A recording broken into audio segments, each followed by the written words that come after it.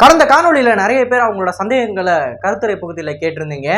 அது எப்படிடா ஒரு போர் விமானத்தை ஓட்டி பார்க்கறது கொடுப்பாங்க, இது என்ன காரா அப்படின்னு சொல்லி நிறைய பேர் கேட்டிருந்தீங்க.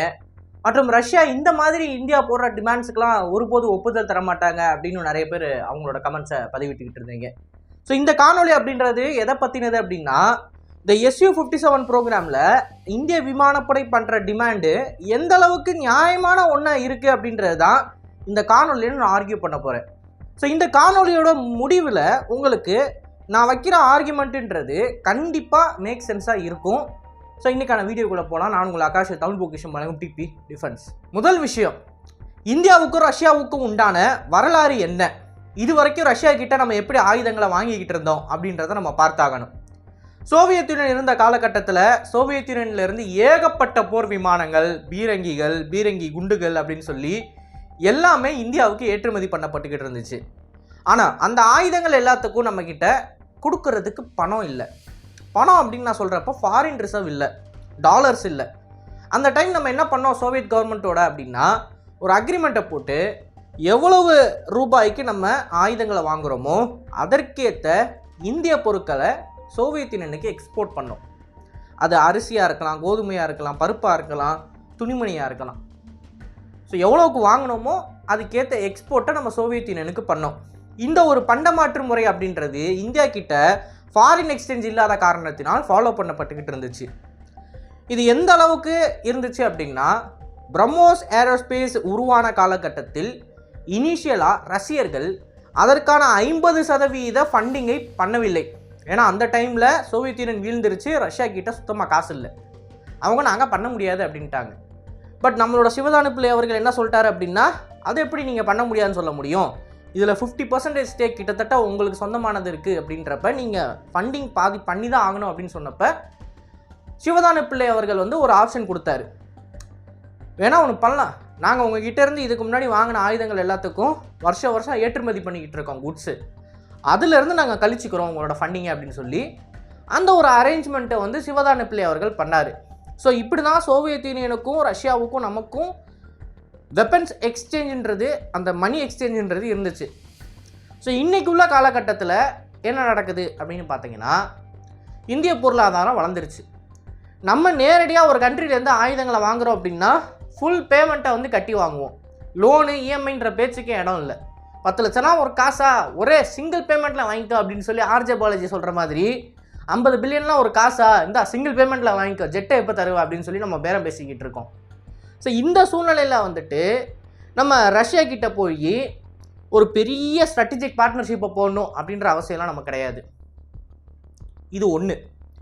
ரெண்டாவது, டெக்னாலஜிக்கல் கோ டெவலப்மெண்ட், அதாவது டெக்னாலஜி ஷேரிங் அப்படின்றத பொறுத்த வரைக்கும் நிறைய நாடுகள் இந்தியா கூட டெக்னாலஜி ஷேர் பண்ணுறதுக்கு முன் வராங்க.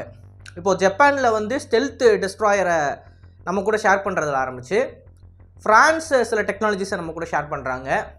இஸ்ரேல் ஏகப்பட்ட ரெடார் அண்ட் கம்யூனிகேஷன் டிவைசஸை இந்தியாவில் தான் மேனுஃபேக்சர் பண்ணுறாங்க. ஈவன் அமெரிக்கன்ஸும் என்ன சொல்கிறாங்க அப்படின்னா, இந்தியாவோட நாங்கள் ஒரு மிலிட்டரி டெக்னாலஜிக்கல் பார்ட்னர்ஷிப்பை என்கேஜ் பண்ண போகிறோம், நாங்கள் கோ டெவலப் நிறைய ஆயுதங்களை பண்ண போகிறோம். ஃபார் எக்ஸாம்பிள் ஏரோ என்ஜின்ஸில் ஆரம்பித்து 5th ஜென்ரேஷன் ஃபைட்டர் ஜெட் வரைக்கும் எல்லாத்தையும் நாங்கள் கோ டெவலப் பண்ண போகிறோம் அப்படின்னு அமெரிக்கன்ஸும் அவங்க சைடு அவங்க பேரம் பேசிக்கிட்டு இருக்காங்க. இப்படி எல்லா நாடுகளும் இந்தியா கிட்ட ஆப்ஷன்ஸை கொடுக்குறாங்க, எங்களோட பண்ணுங்க அப்படின்னு சொல்கிறப்ப, நமக்கு இப்போது சோவியத் யூனியன் மாதிரி ஒரு நாடு, ரஷ்யா மாதிரி ஒரு நாடு, அது ஒன்று தான் நம்மளோட கதி அப்படின்ற விஷயம் கிடையாது. நம்ம யார்கிட்ட இருந்து வேணாலும் சுப்பீரியர் மிலிட்டரி கிரேட் வெப்பன்ஸை வாங்கலாம். இது ரெண்டாவது. மூணாவது என்ன அப்படின்னு பார்த்தீங்கன்னா, இந்த சுக்காய் Su-57 அப்படின்ற போர் விமானம் பேட்டில் டெஸ்டட் கிடையாது. பேட்டில் டெஸ்டட் கிடையாது அப்படின்றப்ப இதை கான்ஃப்ளிக்டில் யூஸ் பண்ணணும் அப்படின்ற அவசியம் கூட இல்லை. அட்லீஸ்ட் ரஷ்யன் ஏர்ஃபோர்ஸ் ஆச்சும் இதை இன்டெக்ட் பண்ணியிருக்கணும். இன்றைக்கி தேதி வரைக்கும் ரஷ்யாவில் ஒரு சிங்கிள் ஸ்குவாட்ரன் ஆஃப் Su-57 கிடையாது. இது அவங்களோட மேனுஃபேக்சரிங் கெப்பாசிட்டியில் இருக்கிற பிரச்சனை அப்படின்னு நீங்கள் நிறைய பேர் சொன்னாலும், இந்த போர் விமானத்தோட நம்பிக்கை அப்படின்றது அவங்க சொந்த நாட்டோட விமானப்படையிலேயே இல்லை. அதனால தான் இவ்வளோ கம்மியான நம்பர்ஸில் ரஷ்யன் ஏர்ஃபோர்ஸ் இந்த விமானத்தை இன்டெக்ட் பண்ணி பயன்படுத்திக்கிட்டு இருக்காங்க அப்படின்றது தான் உலகத்துக்கு காட்டுது. ஸோ இண்டக்ஷன் அந்த அளவுக்கு நடக்கலை, வெறும் ஒரு ஸ்குவாட்ரன் தான் இருக்குது. போர் விமானத்தை ஏதாவது கான்ஃப்ளிக்டில் ஆக்டிவாக யூஸ் பண்ணாங்களா அப்படின்னு பார்த்தீங்கன்னா யுக்ரைனில் யூஸ் பண்ணணும்னு சொல்கிறாங்க. பட் அதற்கான ஆதாரங்கள் இல்லை. ரொம்ப ஆதாரங்கள் அப்படின்னு சொல்கிறப்ப தொடர்ந்து கான்ஃப்ளிக்டில் யூஸ் பண்ணி எந்தெந்த மிஷனில் என்னென்ன மாதிரியான கான்ஃபிகரேஷன்ஸில் இந்த போர் விமானத்தை பயன்படுத்துகிறாங்க அப்படின்ற டீட்டெயில்ஸ்லாம் வெளியே வரல. வெறுமன கான்ஃப்ளிக்டில் யூஸ் பண்ணியிருக்கோம் அப்படின்னு தான் சொல்கிறாங்க. ரஃபேலோட ட்ராக் ரெக்கார்டு எடுத்து பார்த்தீங்க, ஆர் இந்த சுகாய் Su-30 ட்ராக் ரெக்கார்டு எடுத்து பார்த்தீங்க அப்படின்னா இந்த விமானப்படை அந்த போர் விமானங்களை ஆர்டர் பண்ணுறதுக்கு முன்னாடி அது ஸ்டேட் ஆஃப் தி ஆர்ட் போர் விமானங்களாக இருந்தது. சுகாய் Su-30 கூட Su-27 ஃபேமிலியிலேருந்து வந்த ஒரு ஏர்கிராஃப்ட்டு. Su-27 எந்த அளவுக்கு திறன் வாய்ந்த போர் விமானம் அப்படின்றது எல்லாருக்குமே தெரியும், உலகமே அறிஞ்ச உண்மை. ஸோ 27 ஒரு அப்கிரேடட் வேரியண்ட்டு, த்ரஸ்ட் வெக்டரிங் நாசல்ஸ்லாம் இருக்குது அப்படின்றப்ப அந்த டைமில் வந்து Su-30 ஒரு பெஸ்ட் ஆப்ஷனாக இருந்துச்சு. அந்த ஏர்கிராஃப்டை பற்றி எல்லாருக்கும் தெரிஞ்சிச்சு. ஏகப்பட்ட மிஷன்ஸில் ஈவன் ரஷ்யன் ஏர்ஃபோர்ஸ் அந்த ஏர்கிராஃப்டை பயன்படுத்துகிறாங்க. ஒவ்வொரு மிஷனோட டீட்டெயில்ஸும் நமக்கு கிடச்சிச்சு. இந்த மிஷனில் இத்தனை கிரவுண்ட் டார்கெட்ஸை இந்த Su-30 ஏர்ஃப்ரேம் வந்து டெஸ்ட்ராய் பண்ணியிருக்கு அப்படின்ற டீட்டெயில்ஸ்லாம் நமக்கு கிடச்சிச்சு. ஆனால் அந்த மாதிரி எந்த டீட்டெயில்ஸும் அந்த மாதிரி எந்த ஒரு மிஷன்ஸையும் Su-57 பண்ணதாக தெரியவில்லை. ஆல்சோ ஒரு ஏர்கிராஃப்டை நம்ம வாங்குகிறோம் அப்படின்னா அதை பற்றின முழுமையான தகவலை தெரிந்து கொள்வதற்கு அந்த ஏர்கிராஃப்டோட ஒரு டெமோ அப்படின்றத அந்த ரெஸ்பெக்டிவ் கண்ட்ரின்றது பண்ணுவாங்க.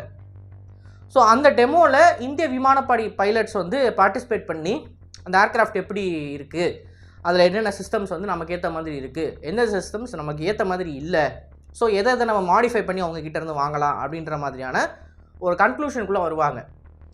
So request for information or proposal அப்படின்றதெல்லாம் தாண்டி ஏர்கிராஃப்டாக நம்ம வாங்க போகிறோன்றது முடிவானதுக்கப்புறமும் சில இவாலுவேஷன்ஸ்ன்றது நடக்கும். அந்த இவாலுவேஷன் ஃபைனல் ஸ்டேஜஸ் ஆஃப் இவாலுவேஷனில் ஏர்கிராஃப்டில் எந்தெந்த மாதிரியான சிஸ்டம்ஸ் வந்து நம்ம பயன்படுத்த போகிறோம், ஆர் எந்தெந்த சிஸ்டம்ஸ் வந்து நமக்கு செட் ஆகாது அப்படின்றத ஃபைனலைஸ் பண்ணி கவர்மெண்ட் ஒப்பந்தம் போட்டுட்டாலுமே இந்திய விமானப்படை வந்து லாஸ்ட் மினிட்ல சேஞ்சஸ் கொடுப்பாங்க, இது வேணும் இது வேணாம் அப்படின்னு.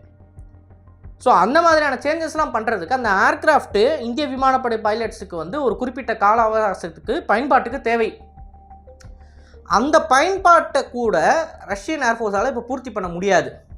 ஏன்னா சமீபத்தில் கூட 2 ஏர்ஃப்ரேம் வந்து லாஸ் ஆகிடுச்சு Su-57. அவங்ககிட்ட வெறும் ஒரே ஒரு டெமோ வேரியண்ட் ஏர்ஃப்ரேம் தான் இருக்குது, வெறும் ஒன்று தான் இருக்குது.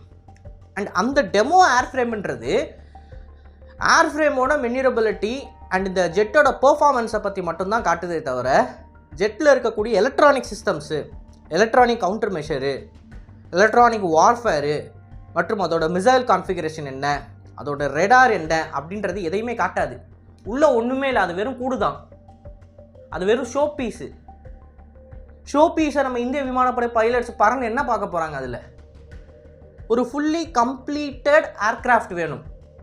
Su-57E அப்படின்னு ரஷ்யன்ஸ் வந்து ஒரு டெசிக்னேஷன் கொடுத்துருக்காங்க பார்த்தீங்களா, அந்த Su-57E நமக்கு வேணும்.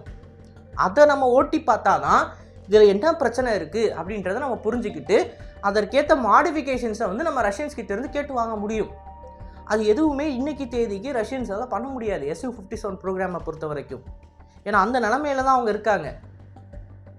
அதை நாம் புரிஞ்சுக்கிட்டு தான் அதற்கேற்ற மாதிரி கடந்த காணொலியில் ஒரு சில தகவல்களை கொடுத்தேன். ஆனால் நம்ம என்ன நினைக்கிறோம், நிறைய பேர் என்ன நினைக்கிறாங்க அப்படின்னா இந்தியா ரஷ்யா கிட்டேருந்து ஓவராக எக்ஸ்பெக்ட் பண்ணுது அப்படின்ற மாதிரி நினைக்கிறாங்க. கிடையவே கிடையாது. நம்ம பணம் கொடுத்து ஒரு பொருளை வாங்குகிறோம், அந்த பொருள் தரமானதாக இருக்கா, அந்த பொருள் நமக்கு ஏற்ற பொருளாக இருக்கா அப்படின்றத சோதித்து பார்க்குறதுக்கு முழு உரிமைன்றது நமக்கு இருக்குது. ஒரு வண்டி வாங்குறீங்க அப்படின்னா வண்டியை ஓட்டி பார்க்காம வாங்குவீங்களா? ஷோரூமில் போய் அது என்ன மாடல், எவ்வளோ மைலேஜ் தருது, எவ்வளோ சர்வீஸ் ஆகுது, ஓட்டி பார்த்து அதில் என்னென்ன பிரச்சனை இருக்குது, இது எல்லாத்தையும் பார்த்து தானே நீங்கள் வாங்குவீங்க.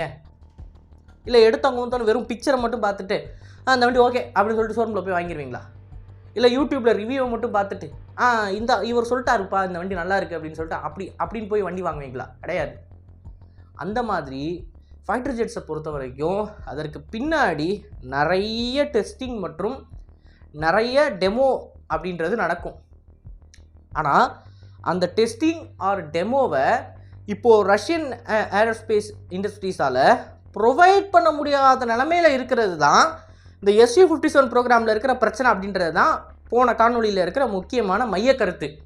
அதை தான் நான் ஃபோக்கஸ் பண்ணி சொல்லியிருப்பேன். நான் வந்து SU-57 ஒரு மட்டமான போர் விமானம் அது ஒரு சூப்பர் போர் விமானம் அப்படின்லாம் நான் அதில் பேசலை.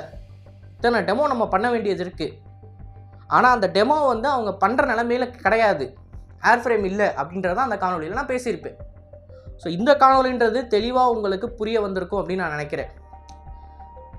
எனி வெப்பன் ரஷ்யா கிட்டேருந்து நம்ம வாங்குறதா இருந்தாலும் சரி, அமெரிக்காட்டேருந்து வாங்கினாலும் சரி, ஐரோப்பாட்டேருந்து வாங்கினாலும் சரி, அந்த வெப்பனை ஃபுல்லாக டெஸ்ட் பண்ணி இந்தியன் கண்டிஷன்ஸுக்கு ஏற்ற மாதிரி மாடிஃபை பண்ணி வாங்குறதுக்கு அந்த ப்ரொவைடட் கம்பெனி வந்து சப்போர்ட் பண்ணணும். இப்போ ஸ்ட்ரைக்கர் அப்படின்னு ஒரு பிளாட்ஃபார்ம் இருக்குது, ஆர்மர்டு பிளாட்ஃபார்ம்.